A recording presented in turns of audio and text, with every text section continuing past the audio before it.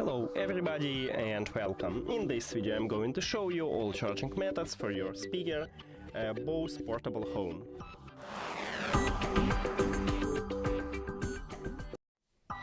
And the first one is to use an adapter and USB-C cable. Connect adapter to the power, and at the back bottom side of the speaker we have USB-C port, so connect USB-C cable right at this port. And right here at the top we can see that this light is blinking, so it means that it's charging. Also we can use a phone to charge the speaker, and all you need to have is just USB-C to USB-C cable.